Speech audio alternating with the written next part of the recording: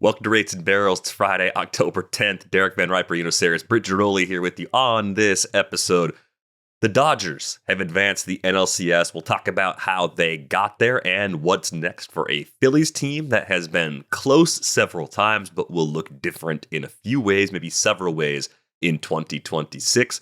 The Cubs extended their season by shutting out the Brewers, setting up a Game 5 in Milwaukee on Saturday, so we will preview that. We'll get a few thoughts from Britt on tonight's Game 5 between the Mariners and Tigers, because Britt was on the road covering that series in Detroit earlier this week. So a lot of ground to cover, and we will begin with the Dodgers advancing to the NLCS. It was a 2-1 win over the Phillies, a very tight game, and a series that was extremely well pitched across the board. I saw this in Matt Gelb's recap on The Athletic from late Thursday night.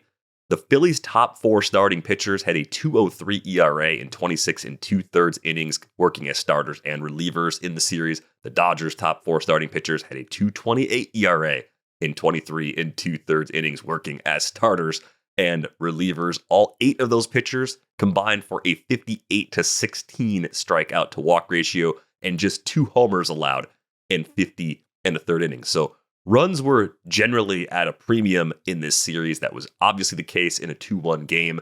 Christopher Sanchez pitched extremely well, got on a couple of jams. Tyler Glasnow looked fantastic. Close calls mattered in a big way, and there were several takeaways from this one. I think one that's still sitting with me is one that home plate umpire Mark Wegner later apologized for. He missed a 2-2 call against Christopher Sanchez that allowed Alex Call to walk, and that turned into the Dodgers' first run in the 7th inning. And that one, to me, that sticks out more than the big play everyone's talking about, Orion Kerkering having a brain cramp on the mound, which we'll talk about in a few minutes. Because next season, when we have the ABS system in place, the call that Wegner missed and apologized for has a much better chance of being challenged and overturned as it happens. And I think those are the exact calls that you just want to see right throughout the season, but especially in these big moments like this. So that one is one that I'm sitting here stewing over today, even though Phillies fans have a lot that they are sitting with on this Friday morning, Britt. Yeah, it kind of harkens back to the Padres, right? And Xander Bogaerts. He'd like that pitch back too, right? It's incredible. We've had 2 really pivotal, missed calls this playoff. And I know everyone knows ABS is coming. God, what if it wasn't? Imagine just the outrage. It is coming, but it doesn't do anything now to make the Padres or the Phillies feel better. And it's similar to San Diego in that you don't know what would have happened after that, right? You don't know if they would have still scored. I think the walk, what sticks out to me, Derek, is the walk that walked in the run to, I think it was Mookie, right? The Dodgers didn't earn either one of their runs, which if you're a Phillies fan, you got to be sick over. You held a lethal lineup to really nothing. But the problem was, of course, and this will be, I think, what people will rightly focus on, is the Trey Turner and the Bryce Harpers and the Kyle Schwarber, and the fact that the middle of that Phillies lineup just went silent for most of that series. They were not good in big spots. And historically, Harper has been really good in big spots. He has a little bit of that clutch factor, at least. So that really is probably what it boils down to. But I agree with you. We cannot have these calls that are in these, if it's a 9-0 game, whatever, man, that's fine. but these games are so close. It feels like we haven't had that many blowouts this postseason at all. They've been great games. You think about the wild card, right? These have been great series, great games. It's been a great playoffs. This series was destined, it felt like, to go 5, and it may have if they had gotten that call. And Call was pretty much the Dodgers' best hitter, too. He had a lot of really good at-bats for the Dodgers. So if they had rung him up, that may have changed that complexion. Again, we're sitting here kind of, wishing on a star, hoping that, that would have been the case. I don't know, but it's really unfortunate because this was a series I thoroughly enjoyed. This was a series similar to last year, if you guys remember, with the Dodgers-Padres, that people were like, this should have been 7. I felt like that with this Phillies-Dodgers series. From the jump, I felt like this should have been 7 games. There's nothing we can do about that. This is the way it's laid out. They're not going to extend. These playoffs can't end in Thanksgiving. That's just not feasible. But didn't it feel like that to you guys? Like, I would have watched 3 or 4 more games of these two teams. That's how good these games were. I mean, I think the entire DS round, I would have taken a longer series with all these matchups. More Blue Jays, Yankees, sure. A longer series for the Mariners and Tigers. We get the game 5 on Friday night. Yeah. 7 games of Brewers-Cubs instead of 5. Yep. I'd sign up for that too. So yeah. I mean, I do think the quality has been there. There's been drama at every turn. This is a series, where Shohei Ohtani went 1 for 18 with 9 strikeouts. Like the guy that you circled and said, okay, what's their plan going to be for Ohtani specifically? It's not just Ohtani in that lineup. We know that, but navigating him was a huge part of what they were thinking about. They handled that as well as you possibly could have hoped and still ended up falling in the series. You wonder if there's an element of fatigue there with Ohtani just because the pitching and the hitting, and the season that he had offensively, if any of that's coming back to bite him a little bit, and if he's tired a little bit. But to your point, Britt, about the blowouts, the only team that's really done the blowout thing is the Blue Jays. They had a couple there against, and even their bullpen let them back in a little bit, so it wasn't a real big one. The other one was in this series. The Phillies had the one blowout in this series, and that complicates matters a little bit because there's an interesting tweet here by @PaulHembo where he points out the Phillies scored more runs, the Phillies had more hits, the Phillies hit more homers, the Phillies struck out fewer times, they drew more walks, they stole more bases. Baseball is so cruel. It's true, but the blowout does complicate things because without the blowout, they didn't score more runs. And without the blowout, I doubt they had more hits and more homers. So, that was part of the story there, that the offense really came through in that one game. And then the other games, it wasn't really there for them. But, it's really hard to separate what is, bad hitting and good pitching, because we knew that the Dodgers rotation was in good shape and full of good pitchers, and they really leaned on them. The Dodgers, threw their starters more often than you expected, threw their starters in relief, threw them further into games, and just press that gas pedal to their advantage. And I think that was really the story of the whole thing. I lean a little bit more towards good pitching by the Dodgers rotation, because when the rotation was out, the Phillies had more traffic, got more hits, got more walks, you got back in it. So I'll give the Medal of Honor to Misters Glasnow, Snell, and company.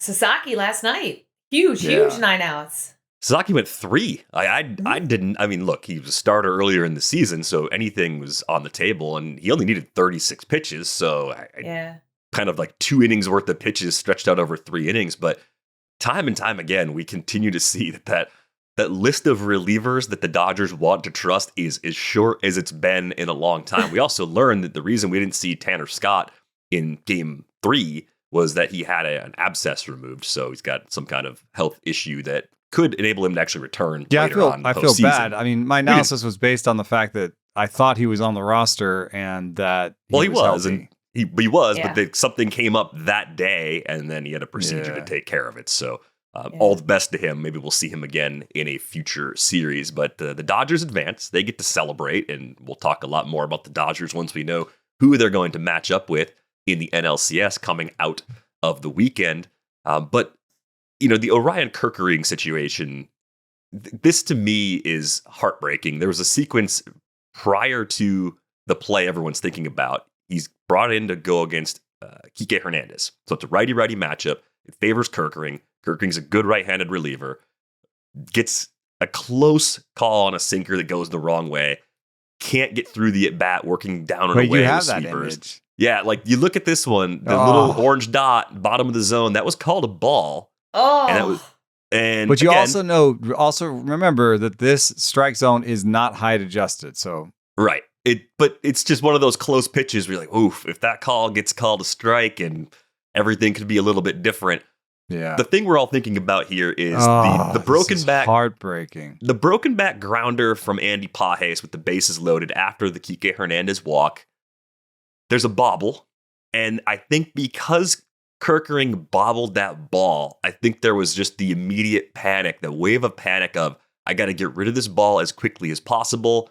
I can try to throw home for a force out, throws it well over the head, not even close to JT Realmuto. The run scores and the season is over. And you can honestly, see in the if image. he'd gotten the throw in time to home, he might not have gotten him anyway. I mean, it was going to be close. The play was at first. Yeah, the play was at first. first. The play was at first. And I just think, man, in that moment, you saw JT Realmuto go and put his arm around him. Nick Castellanos ran in. After the game, Kyle Schwarber was consoling him. Like, veterans being good teammates, and I think trying to emphasize, like, hey, our season is over, and it right in this moment feels like that play is the reason why the season is over. But there are other reasons why we didn't win. We scored one run. We scored one run, right? There were other situations that we didn't cash in. All that is to say, like, you wonder, and this reminded me of 2019, a game that Britt covered, when Trent Grisham misplayed a ball in the outfield in the Brewers-Nationals game. It was, I think, Hader versus Soto. Soto slapped the ball to right field. It had a funky side spin on it, got past Grisham, turned the game completely. That offseason, Trent Grisham got traded to the Padres. And I don't know if that was like a must-have, must-do sort of trade, organization they had other outfielders, blah, blah, blah.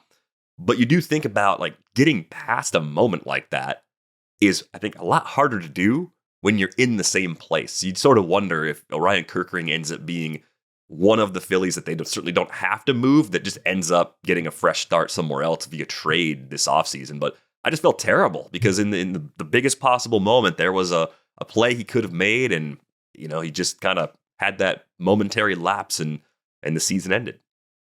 Yeah, no one feels worse than him either. Mm-hmm. When you saw his initial reaction, I mean, he just hands on his knees, head down, while there's that great photo of him in that position and the Dodgers just running out onto the field.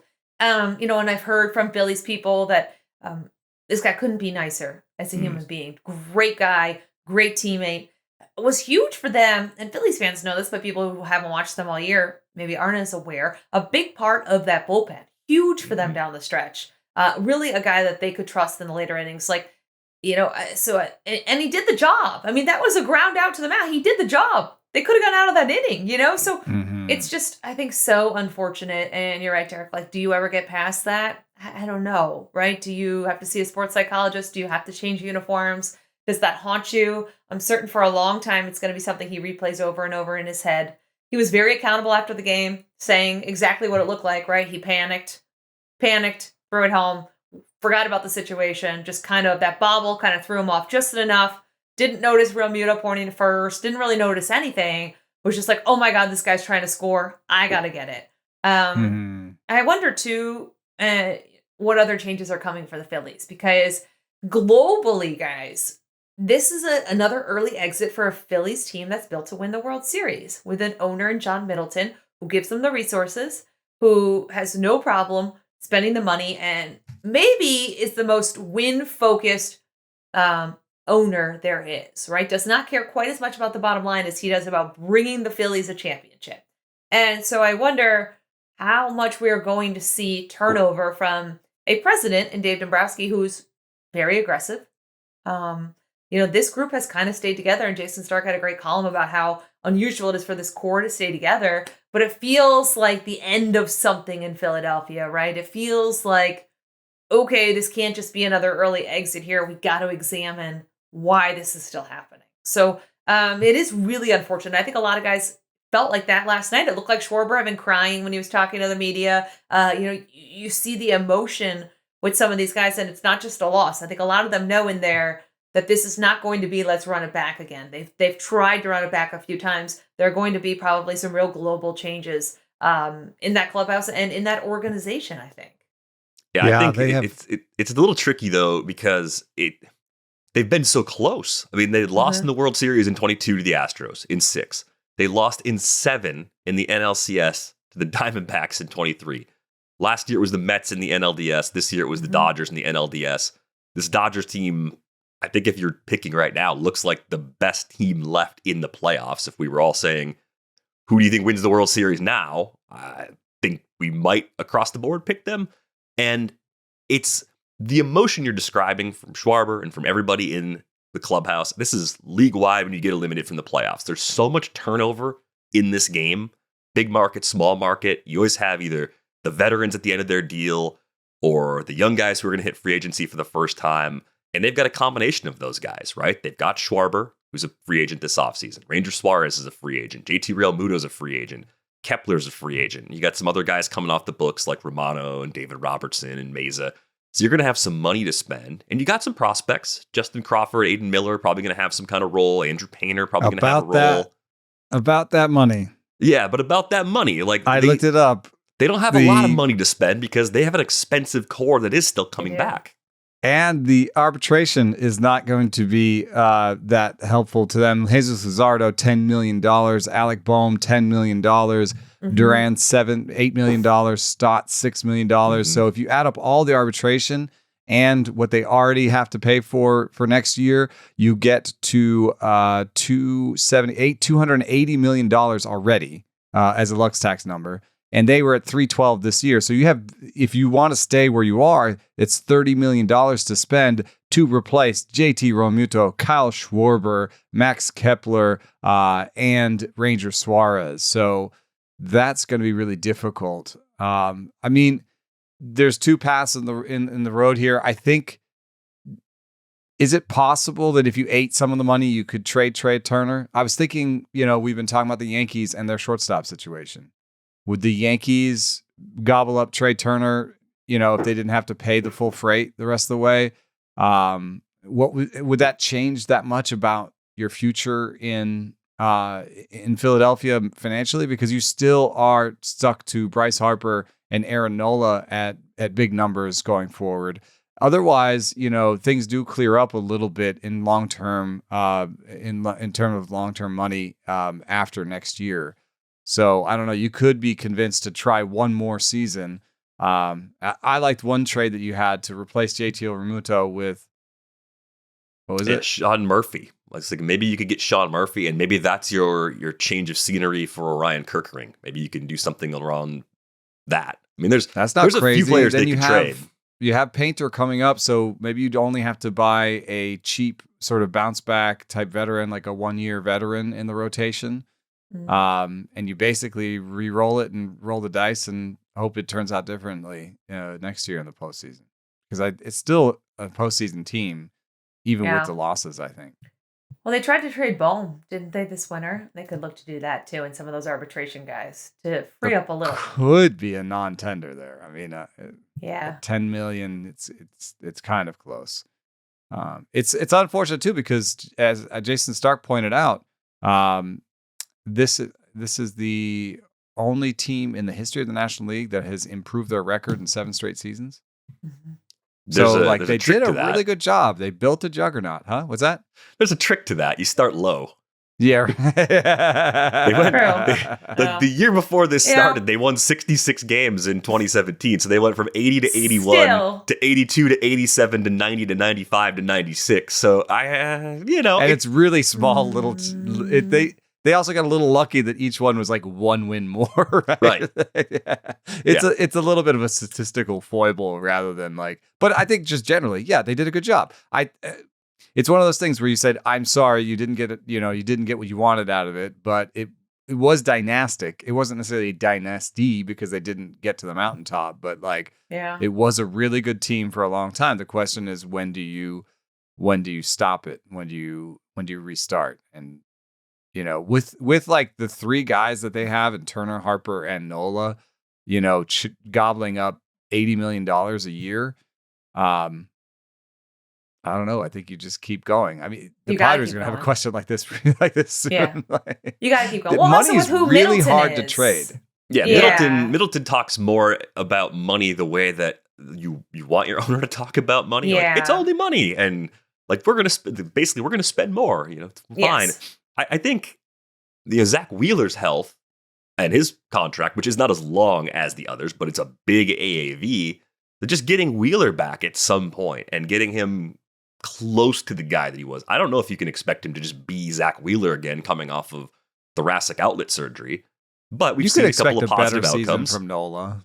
Yeah, you could see similar to the rebound we just had this year with Kevin Gossman being healthy in Toronto. I think you could get an outcome similar to that from Nola. And that's not an unrealistic expectation. I think Painter is still a top prospect. I know that his sheen he's lost some sheen, but I think Painter is still a top prospect. Yeah. A lot of tough decisions. Do you bring Rob Thompson back? I really didn't like that bunt. You really didn't. So are you firing him over the bunt, though? Do you No, bring I'm him back? not bringing it back just for the bunt. I don't know. He seems to be a good manager of people. He does. I thought his him. response yesterday was really good. I don't know. What do you guys think? Orion hug, and I think that it seems like the Phillies, like the players, like him. I think you keep him. I feel maybe Phillies fans feel very differently about that. I don't think Rob Thompson's the reason they fell short, even with that bunt. I thought it was really interesting. I caught a couple innings of a game on the radio. It was yesterday's game, and they were talking about Bryson Stott being the captain of the infield and one of the brightest players on the team. And I was like, Bryson Stott was the guy that saw that they had the wheel play on the first pitch and still bunted into the wheel play anyway. And I was like, wait, what? Like, just, no, don't tell me that. Tell me Bryson Stott's the guy hanging from the rafters in the dugout getting yelled at by Thompson for being a clown. Not that he's the smartest guy and he still thought he could execute that bunt anyway, but I was just glad I picked up that nugget because it was just something that I'm sure Phillies fans know that I had not previously heard about Stott specifically. And I was like, come on, man. You saw it. You saw it on 1-0. Don't bunt into it. Yeah, I agree. I bring him back. I think, one, as you guys have talked about, it's so hard to tangibly say what a manager does. But the one thing that I think we all know they are responsible for is how they react, how they treat guys, whether they have their backs. And you saw that immediately yesterday. You saw that in the way, Thompson handled the press conference. So, I think, if you want to send a message, I would hope it's a different one because you look at their coaching staff too, and they've got some coaches that like Long is a Schwarber Harper guy. Like that wouldn't sit well. Their pitching coach is really well liked, well respected. So I don't know if the changes have to be in the personnel. I would have a hard time believing that. And also, I think when you fire someone, you have to wonder, well, who's out there? What manager out there is going to step in and make this team great and take this team to the next level? I don't have an immediate answer for that. Do you guys? In which case, keep him. Right? And what is it that we want? Like, is he not in step with us in terms of like game planning, or do we need a more youthful voice or a more steady voice? I mean, could they decide we need more energy in the dugout? We need a more firebrand, a younger guy that's going to rattle these veterans a little bit. I don't know, but they could talk themselves into making a change, but I don't see an obvious need. Agreed. Yeah. So it's going to be a busy off season for the Phillies. And I think as you outlined, the idea of getting all three of Schwarber, Suarez, and Real Muto back seems borderline impossible given what they're all going to command on the open market and given where the Phillies are currently at, how they've got money already committed.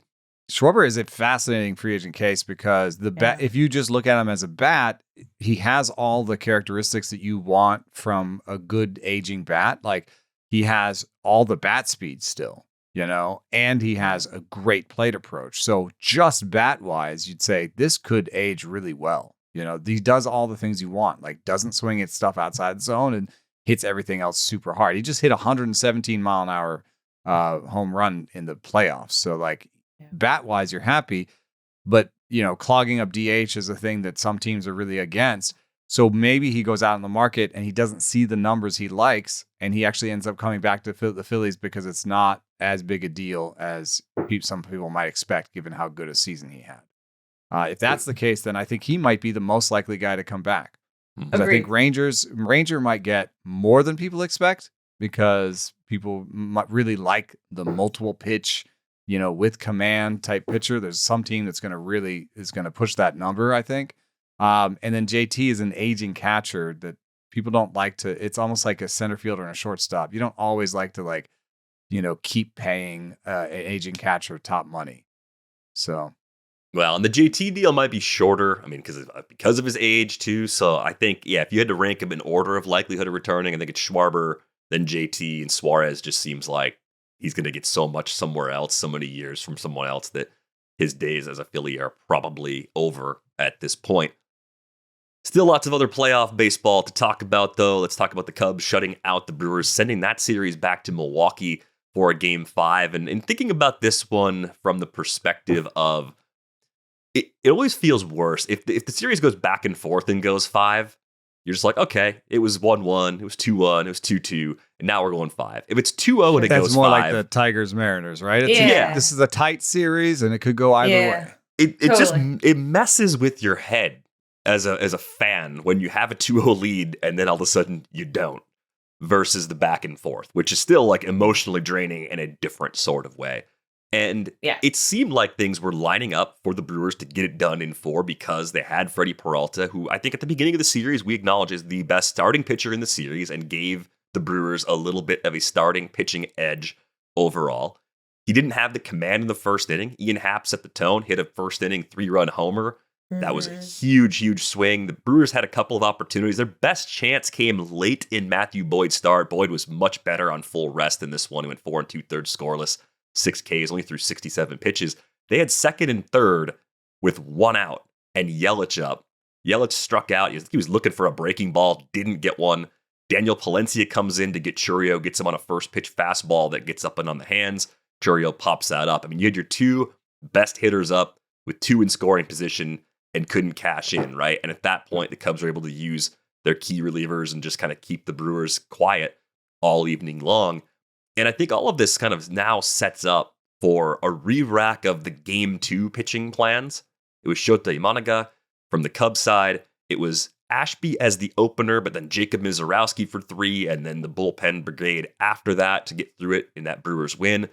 Each team's going to probably play it a little bit differently, right? You had to look at it. You saw what worked. You saw what didn't. The Cubs have seen a lot of Ashby in the series, so maybe they choose their spot differently with him as opposed to bringing him in as an opener for Imanaga. Yeah, I think you could maybe see like Andrew Kittredge, I think, open for him earlier in the postseason, or at least he opened it for one of the games in that Padres series, and I think it was the Shota start in that one.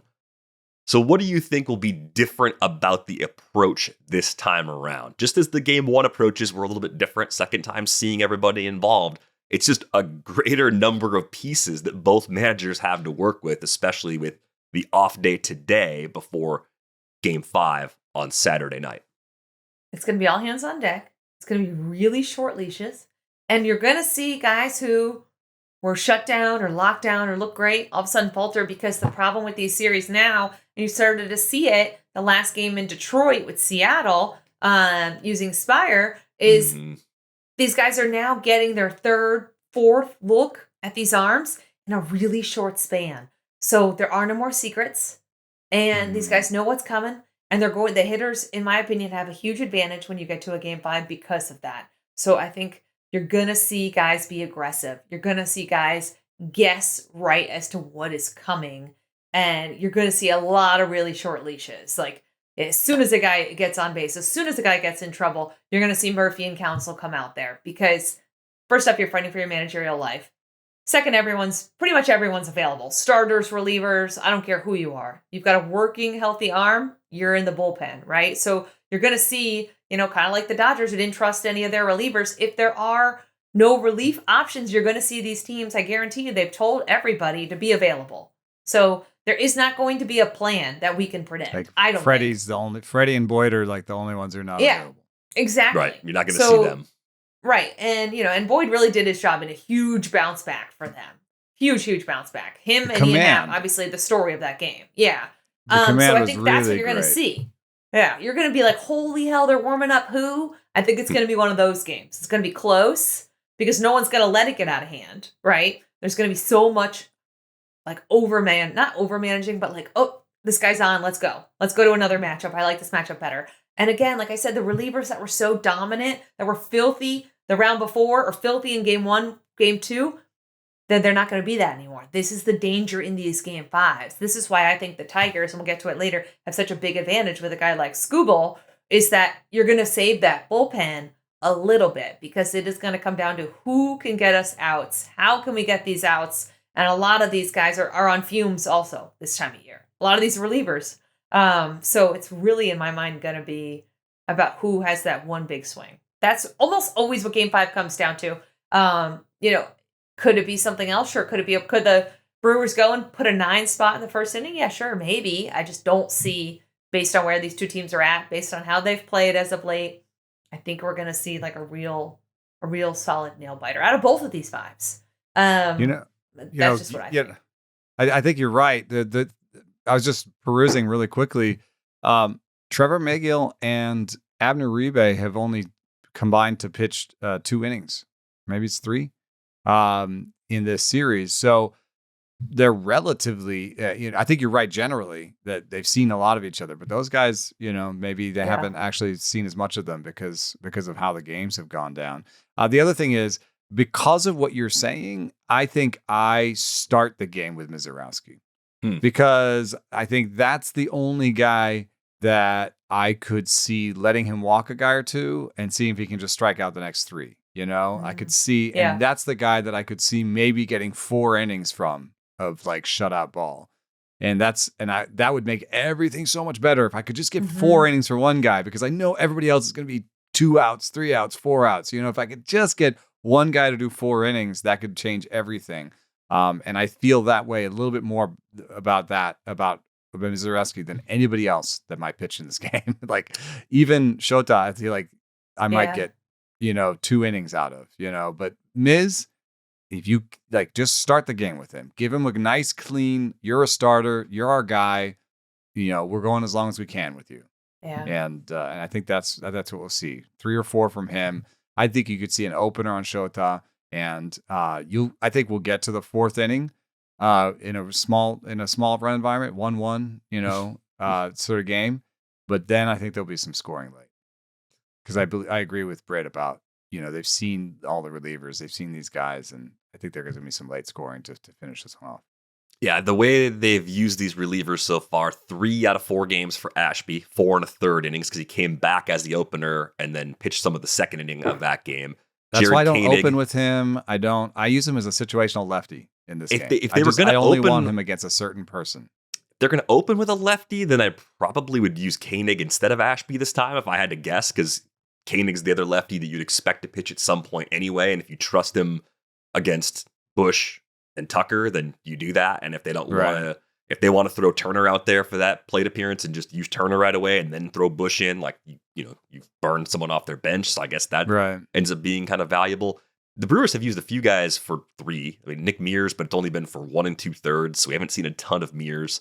It seems like he's more of like a finish an inning matchup sort of guy rather than someone they're expecting to get more than 3 outs from. Right. I think we'll see on maybe Chad Patrick again. He's been in 3 games so far, 3 innings, 3 Ks.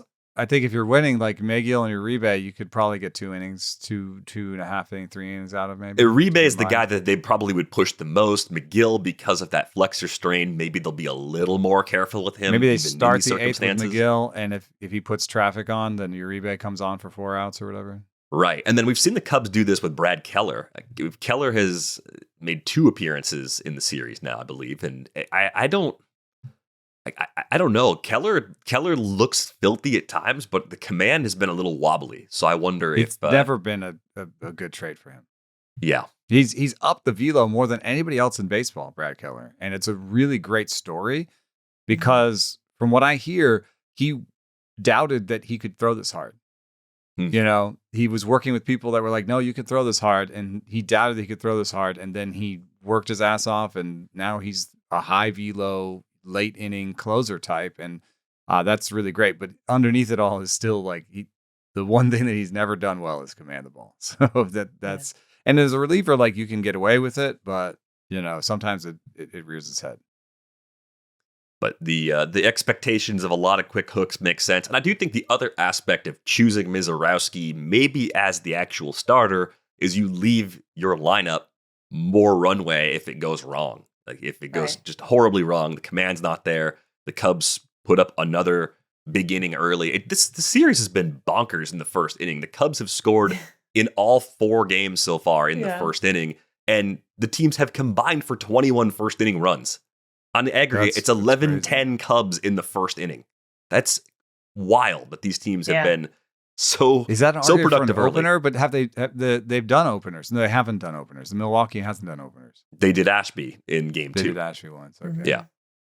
Yeah, and then they didn't they ended up they used Priester as a starter, but that ended up being more like an opener because it only went 2/3. So They should have probably used an opener for Priester. well, yeah, that's I think hindsight on that one for sure. They were doing it during the regular season and had their reasons for not doing it in Game 3 at Wrigley. So stressor coming for me on Saturday night, but for neutrals should be a lot of fun to see how that one plays out. Britt, any other thoughts on the Game 5 between the Mariners and Tigers going down on Friday? We talked a little bit about how George Kirby has the ability to be on a level close to Skubal on Thursday's show, right? The edge is in favor of the Tigers, but Kirby is really, really good. So runs will be at a premium. I think our producer Brian pointed out the over-under on this one is a tidy 5.5 runs. So yes, runs will likely be at a premium, but having seen those games in Detroit, what are your expectations for the second time that the Mariners get a crack at Skubal in the series? Yeah, I think that there's a little bit of advantage in seeing him again, even though he's obviously very good. And what the Mariners have that Detroit doesn't have is if this becomes very quickly both starters are laboring, Seattle has Luis Castillo, who's going to go behind him. Detroit really doesn't have that, right? We've seen a lot of Skubal and pitching chaos from this team. I mean, they have Flaherty, and they're gonna do the same thing where they're gonna put all these starters in the bullpen as well. But Seattle's missing Brian Wu. They're missing their Skubal, right? And they've still been able to make this work. I think Seattle's going to be a little nervous and maybe a little hesitant is the better word to go to their relievers because, like I mentioned, we saw the bullpen implosion that final Game 4 in Detroit. So I think for them a lot. Like you were pointing about Bizzardo 4 times. Yeah. Mm-hmm. Yeah. Yes. Spire used a ton. So I think when you look at them in a perfect world, it's Kirby and it's Castillo. And then maybe at the end, just like Munoz and hopefully you can just bridge the gap all the way to Munoz if that goes well. Maybe it's what do they call him? The something smoke. What is it? Senor Smoke. Or Senor Smoke. That's what it is. So like which is funny because he is a delight, dude. He is. He throws a ton of off speed for someone that calls Senor Smoke. I know he can hit. I know he throws a kick change and a sweeper, and he learned these grips off of Instagram.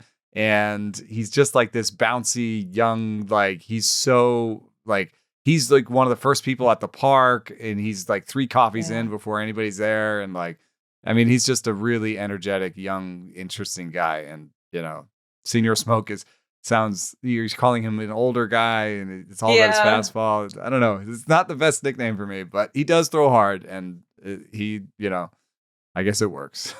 Yeah. I honestly think that's, if you were to give the Mariners truth serum, I think that's, if you tell them that's who's pitching, they're like, all right, feel pretty good about us winning, right? Because I'm sorry, he's the last guy there. That's what I forgot. He's the last guy there. He doesn't like the Mariners. But he does. It does take him 3 coffees. Really? I don't think anyone beats Raleigh. No, it takes 3 coffees, but he's very energetic. He's just he likes his sleep, so he's the last guy there. And there's a couple keys I think offensively. I mean, Julio Rodriguez and Cal Raleigh are really the heart of that offense, right? Like they have to continue hitting. They have to continue getting on base. You saw Suarez and Naylor wake up a little bit in Detroit, which really lengthens that lineup. They're going to need that. They're going to need that a lot. And then on Detroit's side, my key is Randy, dude. I mean, if Randy against Skubal, like Randy, like if Randy can get like Randy hot, like this would be a good time. Randy hot. Yeah, we're still waiting on that. I think from Detroit's side, watching Riley Green go deep is devastating if you're Seattle because he was a guy who looked so lost. He was getting booed in Detroit after his at-bats. So, he to me is kind of the heartbeat of that team if he's feeling good about himself. And a lot of those guys are now after that game, and their lineup had kind of been missing for a good chunk. You really do not want him to start getting hot and to be that threatening guy, because you look at that line, you've got Carpenter, you've got Torkelson, you've got him. Like you really, I think if you're Seattle, need to keep them down early. You need to get the crowd in it. I heard the Seattle crowd was, out of control. Detroit really early on in Game 3, a great example of that. They had nothing to cheer about. For half of Game 4, they were dead quiet as well. I think that matters a little bit. I don't think there's a whole lot of momentum here when you have the off day and you're flying that far and it's a winner take all. I don't really believe too much in momentum if you're not playing the very next day, right? Like I don't think Cubs Brewers. I don't think the Cubs necessarily have the momentum. I think it's just, this is a do or die one game here. We've all had a day to digest it and forget about it. But I do think for Detroit, there is a certain amount of pressure because this was a team that blew the lead down the stretch. This is a team that got to the ALDS last year and no one was expecting that. So if they were to kind of get out of this early, we'd sit back and say, okay, should they have gone bigger at the deadline? Should they have traded some of their prospects? Because now they wasted another year of this young core. So that's something that I'm kind of watching a little bit. Either early scoring from Seattle to keep the crowd in it, I agree. Or, I mean, it could come from Kirby. Kirby could strike out 3 in the top of the, in the first. Yeah. And could be, the crowd is roaring, yes. So just something to keep the crowd in it, not just like sort of have traffic in the first inning, give up a run, don't do anything at the bottom of the first. Then it starts to be like, oh, okay. Yeah, there's a little bit of long-term, like it's like LOL Metsian stuff with the Mariners where it's like, right. We've never been to the World Series. The rug always gets pulled out. It's always like Lucy with the football, like, oh, this again, So yeah, whatever it is to keep everyone's like hope alive and like in the game, I think that could be big. It is. It's important. And if they get past the series, Wu might be available. They could be a very dangerous team. Seattle, if they get out of this. I'm not so certain, I don't want to really look ahead too much, but I'm not so certain Detroit has the pitching in a longer series to keep pace with Toronto. Yeah. But I think Seattle does, especially if Wu's healthy. This is a huge injury and their pitching has still been really good. Every single starter has gone into the 5th. Every single starter has had 2 or fewer. They have been really impressive. It's just going to be a matter of a little bit of a coin flip, right? Who blinks first? This is going to be a great game tonight, guys. I'm not going to lie. I think this is going to be a great game. Having the boys over, having some fresh hot beers. We're going to watch this one in the front room on the big TV and kick the family into the back. Get back. Go to the other room. Go watch the other TV. We're watching baseball up here. That sounds great. I keep looking at these lineups and, the differences for me are the top end, like you trust Cal and Julio just a little bit more than you trust the likes of Riley Green and Kerry Carpenter's phenomenal against righties. But, the thing that I'm laughing about in my head is Tigers fans booing Riley Green before that home run. And I'm laughing about it because what is that supposed to do? Like, what are you doing? Like you're actually, if it has any impact at all, it's probably only a negative to make one of your best players or possibly your best hitter feel worse about the situation. He was about great in the regular season. Or about the town, Career high 36 homers. Alec Boehm, who's like, I hate this effing place about Philadelphia. But then they like that because that's Philly energy, true. Right? It was, and Riley hitting a homer into the face of boos, and you got it. I'm sure the fans respected that. Yeah. I always wonder. It's like, what exactly was your goal with the booing? I think it's like, we don't think you're working hard enough. We're booing you because it looks like you're not working hard enough. Maybe if we boo you, like you'll work harder. But absurd. It seems absurd. Yeah. Totally absurd. At this level, at this point of the season, he's not working hard? Yeah. Okay. It's a performance-based business. And we're talking, in this case, about a guy who's never hit free agency before. Every single thing matters as far as Riley Green's personal future goes. Come on. That's right. Come on. What are we doing? I think the other question coming out of this game 5 is, which matchup's tougher for the Blue Jays? The assumption is that it's Seattle because they have more starting pitching depth and because I think that lineup is just a little bit better. Like I think they can slug a little better with the Jays. If the Tigers win game 5, I don't think it's a bad ALCS matchup, but I do think the more neutral, like what lines up better has a clearer answer with Seattle being that answer. Yeah. But, in a 7-game series, if you have Scooble twice and, it hasn't worked out this way, but you feel really good about those and you say, okay, we banked 2 wins there and we just have to scratch out 2 more. Like you could still see this working. It's worked for them in the past. Yep. But the longer the series goes, the more you're like, oh, the Scooble advantage is now just, it's not 2 out of 5. It's now 2 out of 7, Yeah. Yeah. And just they don't have the lockdown bullpen where it's not like, let's get to the 5th inning and the game's over. They don't have that. Right. I think if they had that, you would feel a little better about scratching out those wins in a long series. But they really don't have that.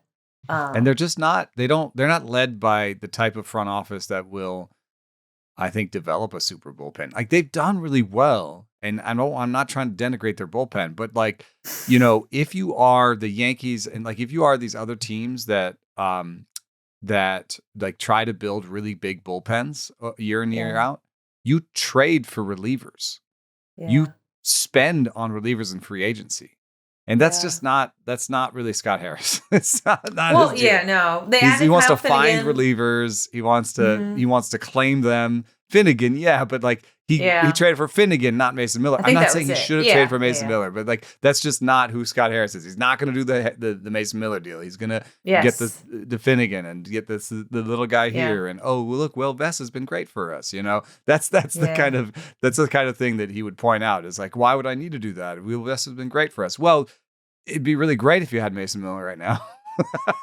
Totally agree. And I do think AJ Hinch does a great job of maximizing that team and that bullpen, right? Like the manager does make a difference at times. I think AJ Hinch does make a difference with like a very young team in mixing and matching. But, at some point it doesn't matter. If you just don't have the guns, you don't have the guns, So, I don't know. We'll see. Like how deep does Scooble have to go for you to feel good about the Tigers winning? 7? If he only goes 5 innings, you feel good about 5? I don't really feel good about 5. Yeah, I mean, 5 you're a little nervous. It's doable. And to give them credit, so far in the postseason, Kyle Finnegan, 6 2/3, just 2 earned. Tyler Holton, 4 1/3 total innings, 1 earned. Herder, 3 2/3, 2 not as good. Will Vest has been great. No earned runs over 6 innings, 1 hit. He's been phenomenal, actually. They got really good performances out of Melton, out of the bullpen the second time around. So they can find it. It's just like if the game goes extras, that's where I think there's a slight edge to the Mariners, even though Mariners fans get nervous about some of their B relievers. But if Scooble only goes 5, that seems like a script for the Mariners winning game 5 to me. Yeah. Just to your point, bottom 10 in velo and Stuff Plus in the bullpen, for the season. If you do last 30 days to reflect some changes at the trade deadline, they are bottom half in velo and still bottom third in Stuff Plus. So it's, they've gotten good results out of process that you would suggest is, below average. I'm going to stay with my original series predictions for both Mariners, Seattle, and Brewers. I hope I'm a happy DVR on Monday. That's all I can say at this point, because sad DVR in the second week of October is not what we're hoping for. Any other changes, predictions? Britt, which side of this one are you on? No, I think Seattle. It's been tough because, like you said, this has been so back and forth that really it's a coin flip. But I think Seattle's just a good story. We're talking about 25 years since they've been in the ALCS. I want to see Brian Wu in the postseason. I want to see them against Toronto. I think it's a better series. So I'm going to stay with Seattle. I had them in the World Series. With the Phillies, how silly are we? I'm going to stay with Seattle at least. Not as bad as picking the Padres in the World Series. There you go. They've got some introspection to do as well. And a tough-ass roster.